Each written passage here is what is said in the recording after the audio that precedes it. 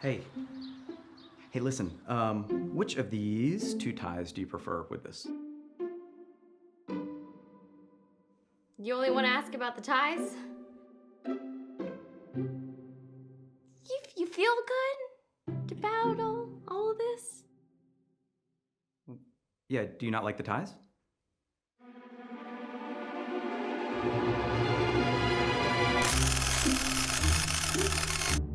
What? No, I'm not a blazing hot new Dorito. What? Sorry, I was trying to say...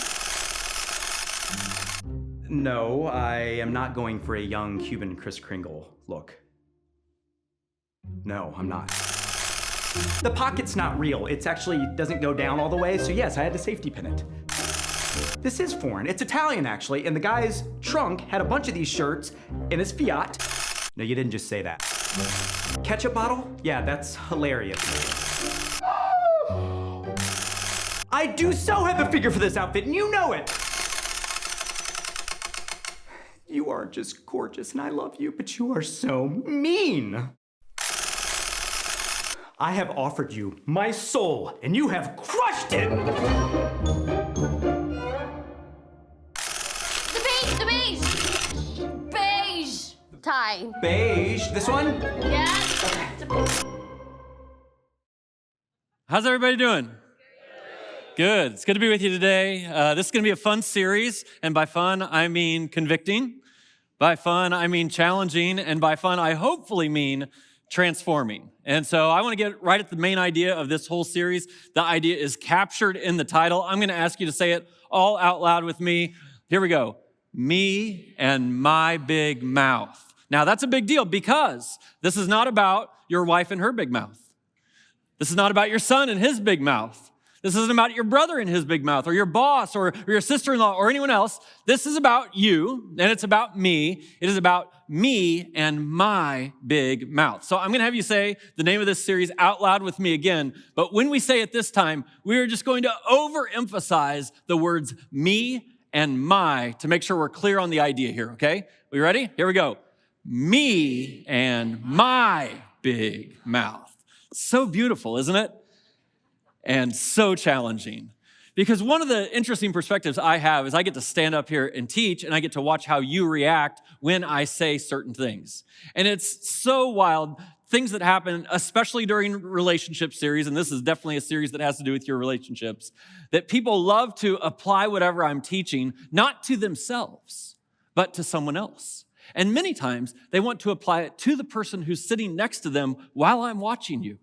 There are two moves that happen, if you want me to explain all this to you. One of them is the classic, I call it the stare. I say something, it's meant for you, but you think the person sitting next to you needs it, and I watch you do this. Someone goes something like this. And I'm so fascinated by it. I see it happen, and I'm like, did you think that was gonna work? Has that ever worked? Did that encourage someone to take a next step in their life? Or did they just feel shamed and judged and everything else? But it's not just the stare, of course. I was actually doing a radio interview a few weeks ago on WJOB. One of their on-air hosts started coming to our church. He asked me if I would be on. And while we were having this conversation on the radio, he said, I like to sit in the back, which I judge him for, because you all should sit closer to the front. That's just me. But he said, I sit in the back, and I watch how people react, Greg, when you teach. And he says, one of the things you'll see the most is people elbow each other, right? Now, I see this too. And some of you are young and in love, and the elbows are gentle and smiley and sweet. And others of you, it's like, bam! And I'm like, you should text counsel to 94,000 because you need that for your marriage. But this is the idea. We all are prone, like even when we don't try to, we are prone to take messages like the ones I'm going to teach over the next 4 weeks and think, man, there's someone else in my life who needs this. And that's why we're calling this series Me and My Big Mouth, because this isn't for somebody else. And the only person that you get to apply this to is yourself. We're good with that? All right, one other really big thing here, because this is going to be fun during this course of this series. The whole idea of today's message is that we're going to be quick to listen and slow to speak. Quick to listen and slow to speak. Will you say that with me?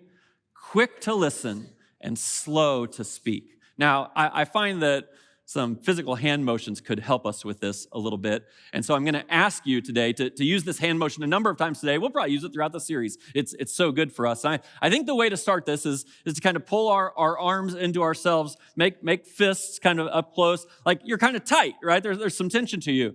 And then we're going to say, we're going to be quick to listen. And we're going to open our hands. We're just going to throw them open, okay?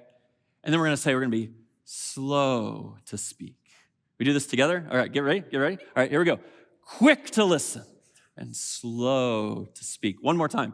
Quick to listen and slow to speak. Now, the physical part of this has meaning to it because a lot of times when we're in a conversation or a difficult situation with someone, we feel closed up, right? It's not just closed fists. It's closed mind. And it's hard heart. And it's very difficult to have a thriving relationship with someone or to help a difficult relationship get better if we're closed-fisted, closed-minded, and hard-hearted. But if we could be quick to listen and slow to speak, it could change everything. Now, I want to start with this premise here. In conversations or in conflicts, and one of the ways to think about this series is to think about a person you're having difficulty with right now, and you care about them. It's probably a family member or a friend. When you're in a conversation or in a conflict, we want exactly what the other person wants. This is just human nature. And I know when we're in a conflict with somebody, we think, oh, they're so different than us. But that's not true. They are exactly the same as you. They want exactly what you want. And if you say, well, what is that? It's not complicated. I want you to be quick to listen. I want you to really try to understand me. I want to understand that when words are coming out of my mouth, you're processing something. You're not just ready to respond. And I want you to be slow to speak. I want you to have received what I said and thought about it and wondered about it and taken into account how I feel and how I think before you come back with how you feel and how you think. And if you could be quick to listen and slow to speak, that would be so satisfying to me. And of course, the opposite is true. You want that of me. We want that in our relationships with one another. We all want the same thing. And that's a big principle. If you would just sit with this right now, let's do this one more time. Everyone bring your arms in. Let's say it out loud together. Here we go. Quick to listen and slow to speak. If we all just did that, it would be a game changer, wouldn't it? I mean, you can start to think that if both people who are in a relationship that's having some trouble right now, if both of you were quick to listen and slow to speak, you could have a transformational experience in your relationship. You could return that relationship to a place where there's a richness to it. There's a fluency to it, where laughter comes easily or laughter comes easily again. You could be in a place where you can process your conflicts and you don't have to be on the same page about everything. You don't have to agree, but you could have the richness of being together if you were willing to be quick to listen and slow to speak. Somebody doesn't have to see it the same way that you see it. It's okay if you disagree about whether she should marry him or what his major should be when he goes to college or how you should vote or how you should parent or how you should treat your parents. It's okay to disagree. But what we have to do is to appreciate and understand and pay attention to the other person. Now, if you're a follower of Jesus, you probably understand this idea of quick to listen and slow to speak is not original with me. Not at all. It actually comes from a guy named James. And for this first message of the series, we're going to sit in the first chapter of the letter that James wrote to all of us and to the church in Jerusalem. But first I have to tell you a little bit about this guy, James, because I think it shapes the story. James, as some of you know, is the younger brother of Jesus. And I'm going to play this out a little bit fully because for those of you who aren't followers of Jesus, I think this is especially important. We should all just sit for a second and think, what if my brother claimed to be God? How would I react to that? Some of you are like, I don't have to imagine that. My brother pretty much does claim to be God. And how do you react to that is the question. Well, the way you would react to it is the same way that James first reacted to it. He did not believe that his brother was God or the Son of God. He was a skeptic. He was frustrated. He was not a follower of his brother. And then James saw his older brother die on a Roman cross. And then a few days later, he saw his brother alive again, and it was the resurrection. A few days after that, he had breakfast with his brother on the beach, sharing a meal with the man who had been dead for 3 days. This is a man who had predicted his own death, burial, and resurrection, and then he pulled it off. And I'll say this to you sometimes. I think if a guy can predict his own death, burial, and resurrection and then pull it off, you should just go with whatever he says. And James did. He went from not believing, of being a skeptic, of saying, I can't buy that, to after seeing Jesus rise from the dead, to say, this is all true, and I'll give my life to it. He became the leader of the church in Jerusalem. While other apostles went different places all over the world, he stayed home in Jerusalem, and he led the church there. We actually know that James died, not from the Bible. The Bible doesn't tell us that, or how James died, not from the Bible, but from a Roman historian, a Jewish historian named Josephus. And he tells us that in the year 62 AD, James was martyred himself. He died for believing that his brother was the Son of God. I'm just telling you that what James is teaching us here about our relationships probably comes out of his own experience, and it definitely comes from his brother's experience and his teaching. This is what he says. My dear brothers and sisters, take note of this. Everyone should be quick to listen and slow to speak. He's writing this to followers of Jesus. These are his brothers and sisters in Christ. And he says, pay attention, take note of this. This changes everything. Everyone, all of us, should be quick to listen and slow to speak. Now, that's a big deal. Let me explain to you exactly what these words mean from the scriptures. When he says quick to listen, he's saying, be the first to listen. Be aggressive about listening. Make sure that if you don't completely understand, you ask some more questions so you can get some more information. You can be curious and take a posture that says, I want to understand.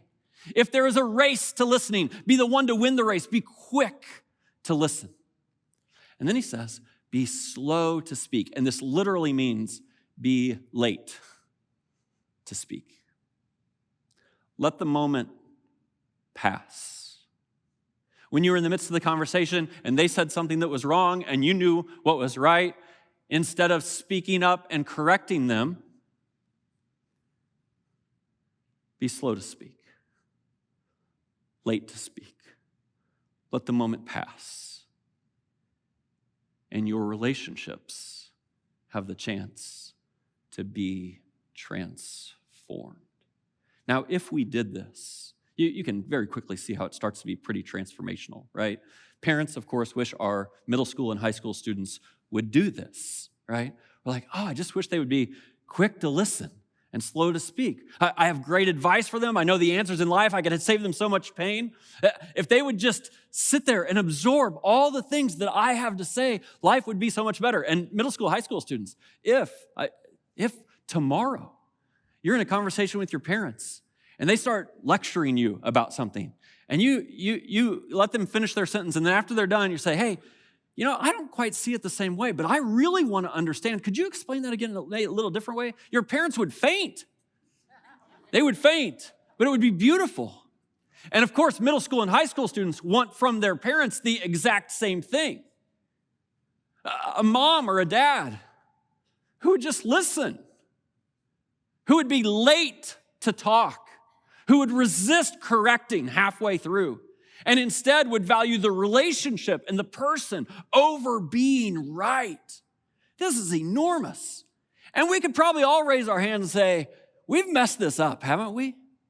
I mean, I'm a dad. I have kids who are now out of high school, and I have a 6-year-old. And one of the things Jenny and I joke about all the time is we say, well, when we're raising Davion, our 6-year-old, we're just correcting all the mistakes we made on our older kids. That's basically the strategy that we have for parenting. And one of the mistakes I made in raising our older kids was I did the dad thing. I'm smarter than they are. I'm the one with the insight. I have the wisdom. I have the experience. They don't even have frontal lobe development yet. So why wouldn't they need to hear my perspective on essentially everything? And of course, I could share my perspective. I could cut them off. I could correct them where they were wrong or where they were misspoke, and I was right.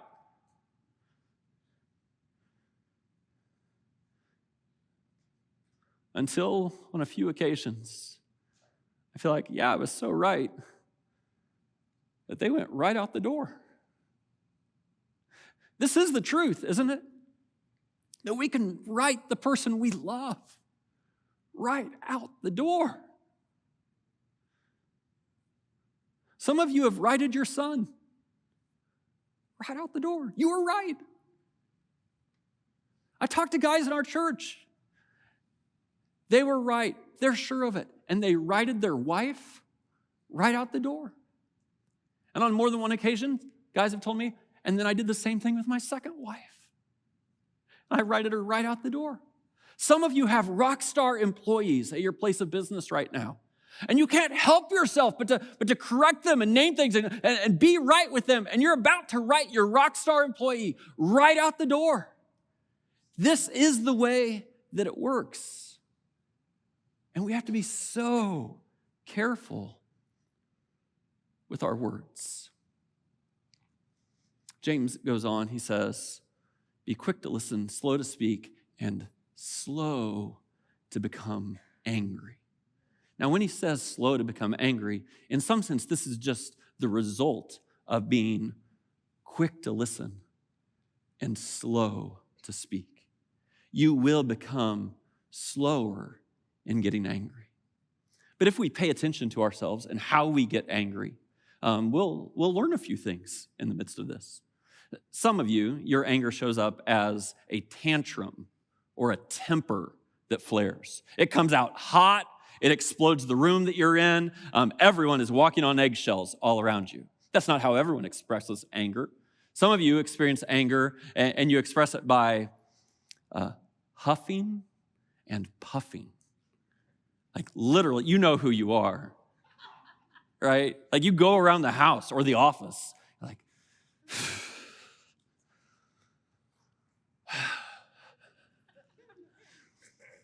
not everyone huffs and puffs. Some of you are passive aggressive instead. You just kind of mope around your house. You let somebody ask you, what's wrong? Nothing. But ask me again, please. Nothing. And anger, I mean, in these different forms, sometimes it dominates the settings where we find ourselves. Anger and frustration, I don't know if you know this, they are just two ends of the same continuum. Frustration is more mild, anger is more intense, but they are exactly the same thing. I was talking to someone once and they said, well, I'm frustrated. I said, well, I think you're angry. They said, well, I'm not angry, I'm just frustrated. I said, what's the difference? They said, frustrated sounds better. But when we get to this frustrating place in our lives, and anger comes up, we have to slow down. So I'm going to describe something to you here, and I don't know whether the thought I'm going to give you next is the most brilliant thought ever or the most basic thought ever. It's possible that it's both, that you'll look at this and go, duh, or you might look at this and go, that's deep. So let me try it out on you, okay? Everything everyone does makes sense to them. Everything that everyone does, it makes sense to them. It may not make sense to you. But the reason they're acting, the reason they're behaving, the reason they're living the way that they are is because of experiences that they've had, ideas that have shaped them, motivations and different goals perhaps than you have. Like they didn't come to this stuff randomly or stupidly. Everything that everyone does makes sense to them. And it gets worse. Everything that everyone says makes sense to them. Actually, everything that everyone believes makes sense to them. This is one of our big convictions around our church, is to say, I want you to come in wherever you are on your journey, and you won't feel judged here. You won't feel judged because we presume that there's reasons that you believe or don't believe. There's reasons that your faith is where it is today, and we should just start there and walk going forward. I don't have to correct you for the way that you think about things, but whatever you believe, whether it's about religion, it's about money, it's about politics, everything that everyone believes, it makes sense to them. And maybe the way we actually see this the most, maybe you've even caught yourself saying this at times, is you'll be together with a group of people who think like you. And in this group of people, you'll start talking about someone who thinks or believes or sees the world differently than you. And we will say something like, I don't know why they do that. And if you're in a circle of people who already think like you and think differently than everyone else, you'll get real quick people resonating with what you just said. They're like, yeah, I don't know why either. I don't know why they do that. I don't know why they say that. I don't know why they believe that. But I want to call a time out just for a moment. If you ever caught yourself saying this, and I certainly have, to say, what could we learn from the phrase that's coming out of our mouths? I don't know why they believe that, say that, and do that. Well, to me, it sounds like somebody needs an education. Somebody has something to learn. And the person who has something to learn is probably the same person who says, I don't know why. And so it becomes a posture of our lives as followers of Jesus. Instead of saying, I don't know why, and just being critical, which of course is easier, to be a person who says, if they see the world differently than I do, if my son says things I wouldn't say, then maybe my job is to learn something. And how would I learn something? Well, I would have to be quick to listen and slow to speak, and certainly slow to become angry. I'm inviting every one of you, especially in your highest tension relationships, to become the person who is curious, the person who will ask questions, the person who will invite someone to explain it again or come from a different perspective. And I'm asking you to not issue proclamations, declarations, judgments, or critiques. Now that's challenging, right? But maybe you could make this kind of promise with me to say, I will not critique anything that I don't understand. I will not critique anyone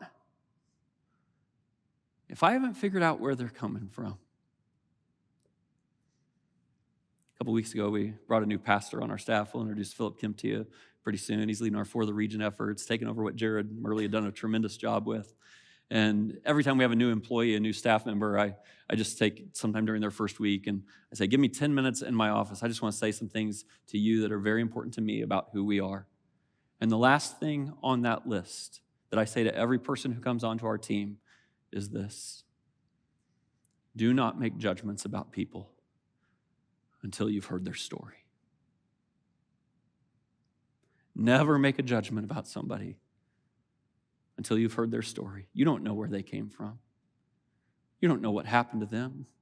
You don't know what experiences they've had with God or church or their parents or anybody else. You don't know what health trouble they've gone through. You don't know what they're facing right now. You don't know what their marriage is like until you've taken a little bit of time to listen and hear and understand someone's story.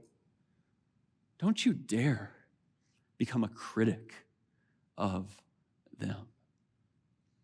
We should all do this again together right now, shouldn't we? Let's put our fist right here. What are we going to do? We're going to be quick to listen and slow to speak. So this is how the scriptures kind of put the period on it. We understand that the quicker we listen, the more we learn, and the less angry we'll be. Now, if I wrapped it up right there, I get the sense in the room right now, you'd be like, that's a good talk. That's a good talk. It's pretty shorter than usual. I got through the Jesus stuff pretty fast. It was practical. I think it'll help my life. Good job, Greg. But James isn't finished. And this is about more than just getting along better. He introduces a divine element. It's actually pretty important to all of us. Here's what he says. He says, because human anger does not produce the righteousness that God desires. Now, this word righteousness, it's a weird word. Like, it's not something you used at work today. It's a Bible word, and I think sometimes people have trouble understanding it. Sometimes I just tell people, take out that little middle weird part and just call it rightness. That human anger does not produce the rightness that God desires, the righteousness that God desires. And here's the cue. It's definitely telling us there's more than one righteousness, or there's more than one rightness that people have in mind. There's something that human beings desire, and there's something that God desires, and maybe it isn't the same thing. This is a mind-blowing idea. Because if you, in your relationships, if your desire is to be right, that's the rightness that you desire. That's one way of rightness. And if the person you're in a relationship with, man, if they want to be right, and that's the rightness they desire, that being right, that's what we're trying to do here, then that's a tough road relationally. But what James is introducing for us here is he's like, no. There's a different rightness. And it's different than being right. Being right means it needs to be about me. You need to come over to me. What God desires is that we are right with one another. That the relationship is right. More than the idea that you are right or I am right. And if you and I could have the same desires that God has, then we start to value the relationship being right rather than any one of us being right. And this is the question. What's more important, to be right or to be right with? What's more important with your son? For you to be right? For the relationship to be right? For you to be right with him? What's more important in your marriage? This is an enormous question. For you to be right, or for the two of you to be right with each other? And too many of us default to the lesser level of right. And it's not just the lesser level, it's the self-focused level. It's that I need to be right. And if you start to put self with this version of right, you'll get really quickly to self-righteous. That's the ugliness of this, the self-righteousness. That means that when you're in an argument with someone, your goal is to win the argument. Now, when I was young and married, I was dumb. I thought when Jenny and I argued, the goal was to win the argument. And on a couple of occasions, I'm pretty good with words. She's at a little bit of a disadvantage. And oh my goodness, when those words flow so smoothly and you make a point that cannot be denied, I won a few arguments. And you know what I got for winning the arguments? I got a lot of alone time. That's what I got. Like, you won the argument. Great. Where is she? I don't know. But I won.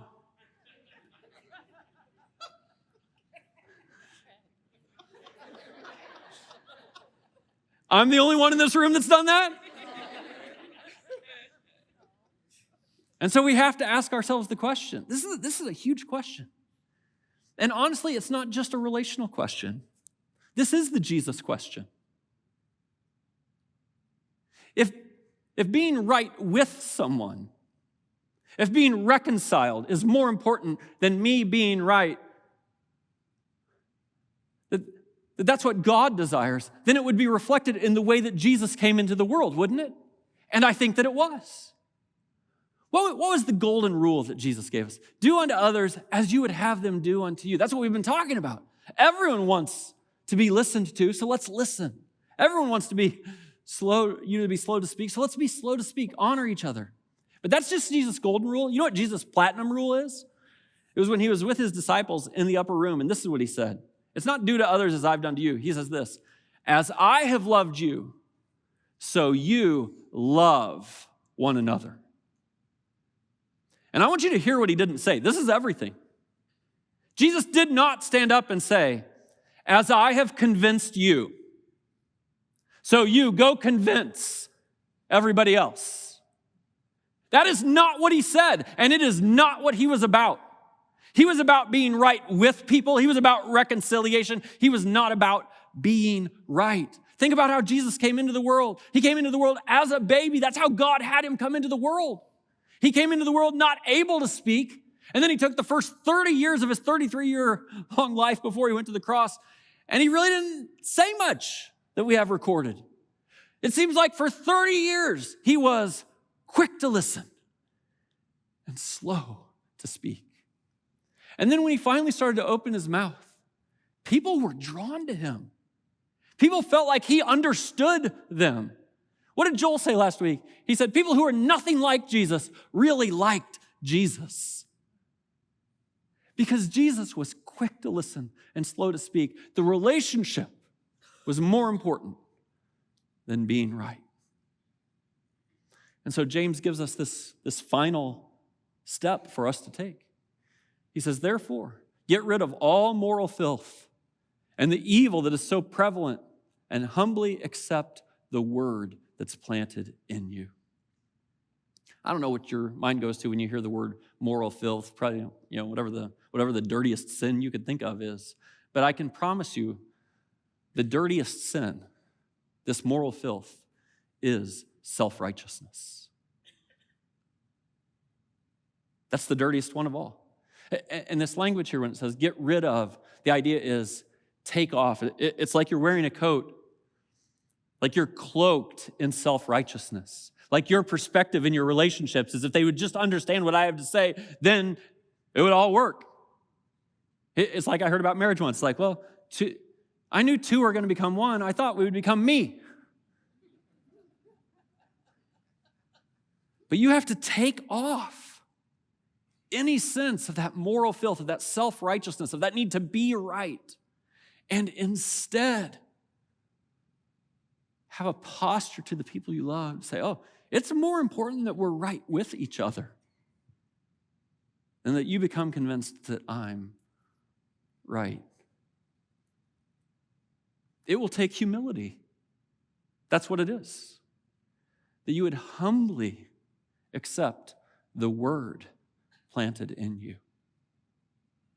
The word is Christ himself. So for those of us who are followers of Jesus, this is a reconciliation moment to say, hey, God himself, Christ himself, he's been planted in me. I need to humbly accept that I'm on the same mission he was on, and that is to be right with people, to bring reconciliation in our relationships, not that I have to be right.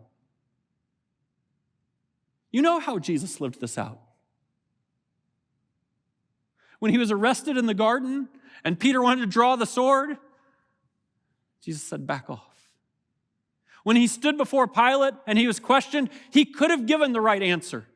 If Jesus came to be right, he would have had to come for about 30 minutes, tell us all how it is, and walk off. It's not what he did.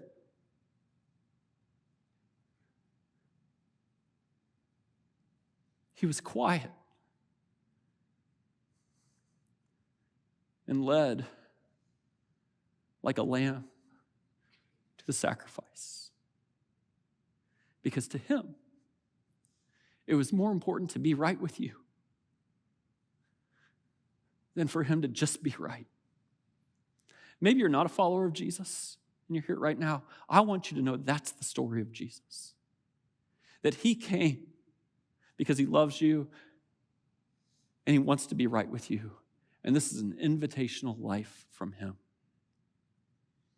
And so I hope that we all can embrace that way of Jesus, to be quick to listen and slow to speak. Will you do that with me one more time here? Some of you have your arms crossed right now. You're like, I'm not sure I'm going to do this. All right, here we go.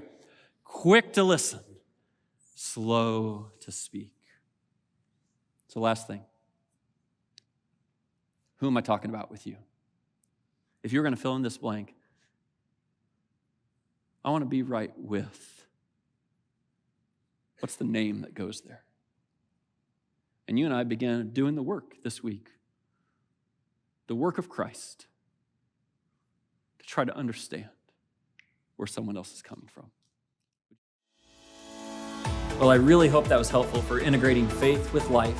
Listen, if you're in Northwest Indiana, I'd love to have you join us in person. Head over to suncrest.org and plan your visit.